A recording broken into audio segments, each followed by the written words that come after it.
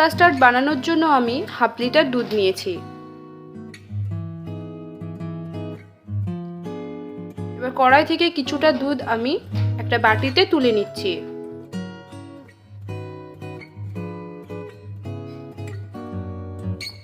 দুধটা কিন্তু গরম নয়।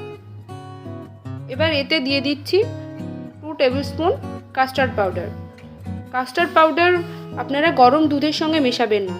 গরম দুধের সঙ্গে কাস্টার্ড পাউডার মেশালে দলা পাকিয়ে যেতে পারে, ফলে কাস্টার্ড মসৃণ হয় না।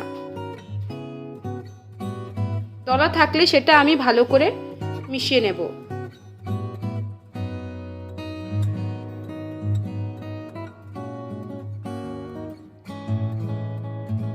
দেখুন আমার কাস্টার্ড রেডি। দুধটাকে বেশিক্ষণ ফোটানোর কোনো প্রয়োজন নেই। দুবার বলক তুলে নিলেই চলবে। কাস্টার্ড দুধের সঙ্গে মেশানোর সময় এক হাতে দুধটাকে নাড়তে হবে, আর এক হাত দিয়ে কাস্টার্ডটা মেশাতে হবে, না হলে দলা পাকিয়ে যেতে পারে। এটাকে অনবরত নেড়ে যেতে হবে যাতে লেগে না যায়। এবার আমি 1/4 কাপ চিনি দিয়ে দিলাম।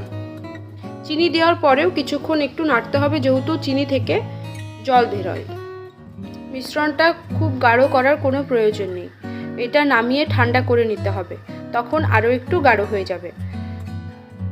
একটা চামচের উল্টো পিঠে দাগ টেনে বুঝতে পারবেন যে কাস্টার্ড হয়েছে কিনা। যদি কাস্টার্ডটা মিলে যেত তাহলে আরও একটু কুক করতে হতো। এবার এটা নামিয়ে আমি ঠান্ডা করে নেব। এবার ফলগুলোকে আমি কাস্টার্ডে মিশিয়ে নেব।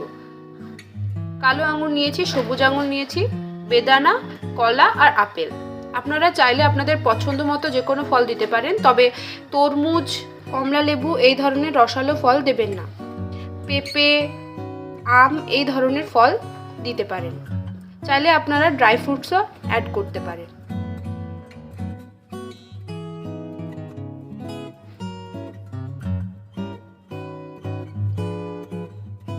সব ফলগুলোকে দেওয়া হলে এবার একসঙ্গে ভালো করে মিশিয়ে নেব।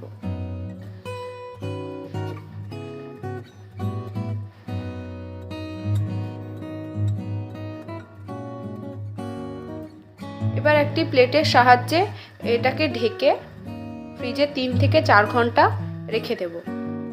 তবে ডিপ ফ্রিজে রাখবেন না।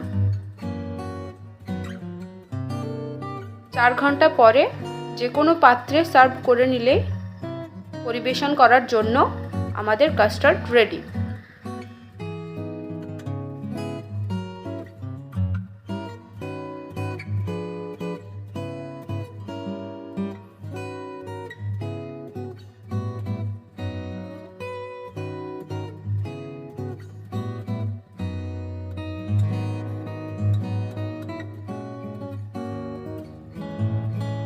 এবার সৌন্দর্যের জন্য আমি উপর থেকে কিছু ফল দিয়ে দিচ্ছি।